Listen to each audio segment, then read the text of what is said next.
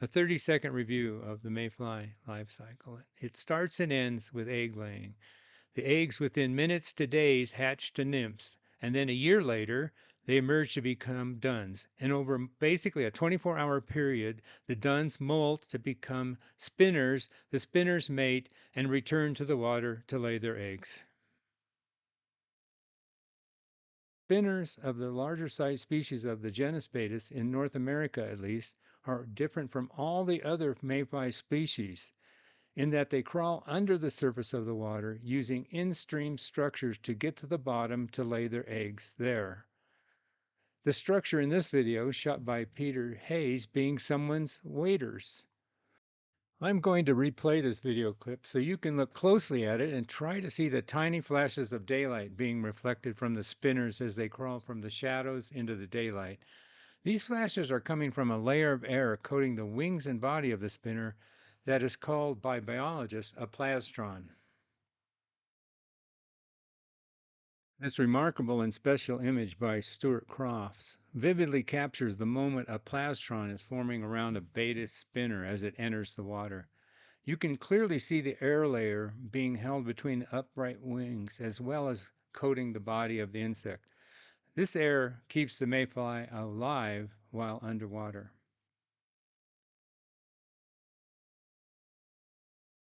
Another vivid image by Stuart Crofts showing a Baetis spinner crawling on the bottom of a stream. On the surface of the wing to the right side of this spinner, you can clearly see a mirror-like reflection of the adjacent waterscape. That is coming from the total reflection of light at the surface of the plastron air layer held in the wing. Finally, two images shot by Peter Hayes provide an important constraint in making a realistic submerger Baetis spinner design. These close-up images, shot underwater and seemingly freehand, while understandably a bit jittery, show that at certain viewing angles, the silvery-looking layer of the plastron essentially covers the underlying details of the Baetis spinner, like color and segmentation. The effect is thought to be somewhat like the cloaking of who is behind a two-way mirror. So, taking in all of the information presented here, I designed and tested a fly dubbed the Plastronic Baetis that seeks to mimic this mirror-like flash by using mostly metallic silver materials that are crafted into showing the profile of an upwing mayfly that is the size of the larger Baetis species, say a size 16 to 20 hook.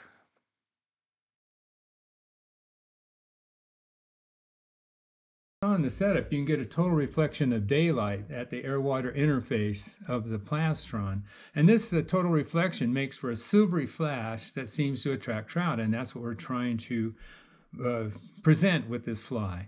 The flash is going to be in the shape of an upwing mayfly because these things hold the air bubble between the upright wings as well as around their body, and that the size of it will be the size of a Baetis, which is small. In this case, we're using a size 20 Tiemco 206BL, which is a light wire hook that takes this 1.5 millimeter bead, and also the light wire represents the thin abdomen of the Baetis spinner. The function of the bead is to take it underwater. This is a submerger pattern by design, so it's also this bead represents the thorax of the Baetis, which is about 2 to 3 times the diameter of the abdomen, and we place it about 1/3 of the way back. That's what Knopp and Cormiers talk about in their book Mayfly, that the widest part of the thorax is 1/3 of the way back on a Baetis. So that's our placement there. We're going to also just tie a mono wing in this because they're holding both wings upright over the back, so the appearance is of a mono wing. So this is another interesting feature of this fly is I tie actually with the slot forward. I don't know if you can see that, but the slot is slightly forward, and that's what we're going to tie the wing into, and it's going to help the slot itself is going to help support the wing. So to tie that, we use Firefly. This is Hedron Firefly.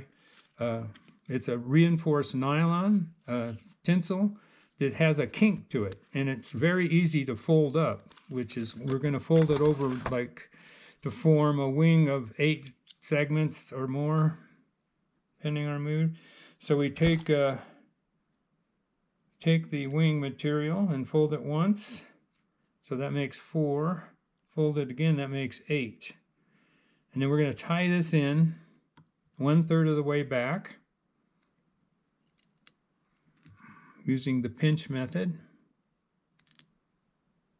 Several wraps to right over themselves because we want a very narrow footprint because it's got to fit up in that slot. And then we bring the bead forward,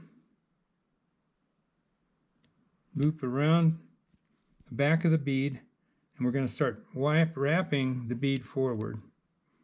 There, you can see it just clicked on to the wing. So we have the slot and it's holding the wing up. So we're going to taper. We put a lot of wraps around because we're going to taper up to the thorax. And then we flip the thread over and we make another ramp again to taper a thorax. And we start to make sure we support this wing with several laps of thread.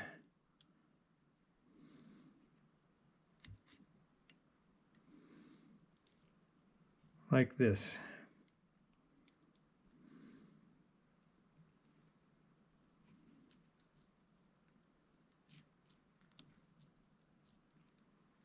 All right, and we take care that the wing is upright over and centered on the hook. So in terms of wing length, Borger in his book Designing Trout Flies measured a bunch of the body length versus the wing length on mayflies. And for a fly of this size, the wing is going to be about 110% to 140% of the shank length. So in this case, where it's going to be from 6 to 8 millimeters. And we're going to do a reverse taper like the wings of a mayfly does.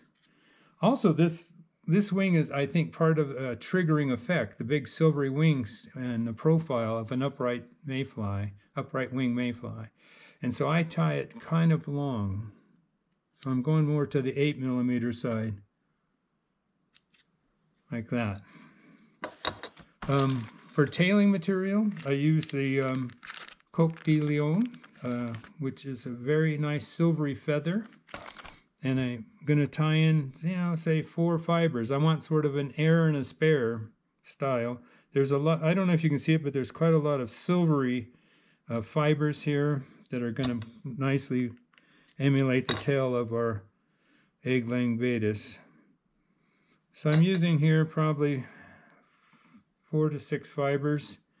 Also, in Neam's book, Sylvester Neam's book, Spinners, he talks about the length of the tail being at least a minimum of 2 times the length of the hook shank, and I'm going to put it about 3 or so because I like the look of the long tail.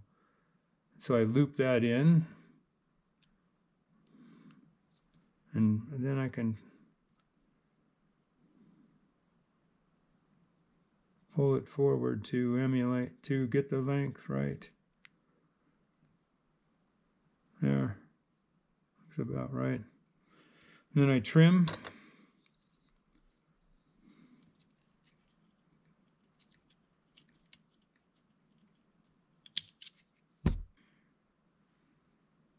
Tie it in. Now, for the body, I'm using this midge tinsel in silver. It's a very thin tinsel and narrow, so I can wind it several times to make the body and taper up to the thorax on either side.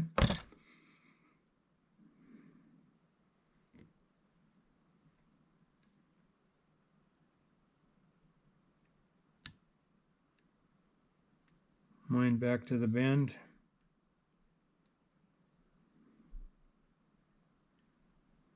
Flip the thread over to the front. Then I start winding side by side. I'm trying to keep a silvery profile without any kind of detail, because that you can't, through a total reflection, you will see no detail behind that total reflection. So all this you're going to see on a total reflection from the mayfly is the mirror, the silvery mirror. You're not going to see any details like segmentation or color.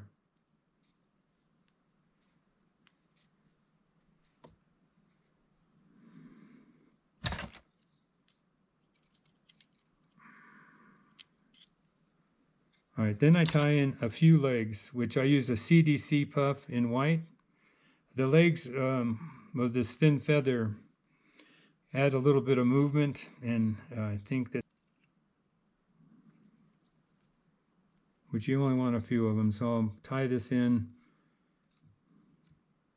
and trim.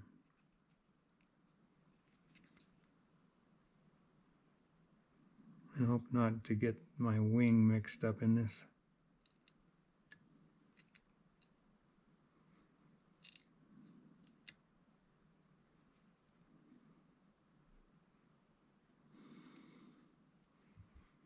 So I sort of tie it in and leave it to spin by the thread around the hook. And then I sort of trim it back, flip them back, and tie it off. So it's kind of just symbolic of a legs of a mayfly.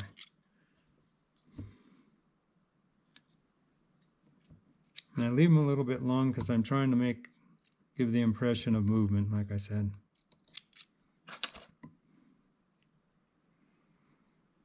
Now remember, when the trout sees this, he's going to see this floating down the river, and it's going to have sort of disheveled look. So I'm not really trying to train the legs too closely here into a down and back, sort of like a mayfly would look like. So now I can tie off.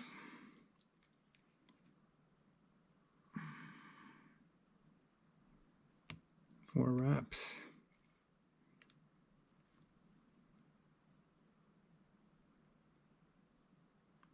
I double whip, and then no cement, because the cement would just sort of stiffen the front and reduce the action of the legs, and maybe wick out into the legs and stop it. So there it is, the Plastronic Baetis.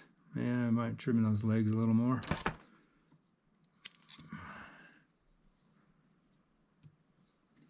And this is a small fly. It's right around 5 millimeters, sorry, 5 millimeters. Can you see it there? And a wing height, about 8 millimeters, 7, something like that.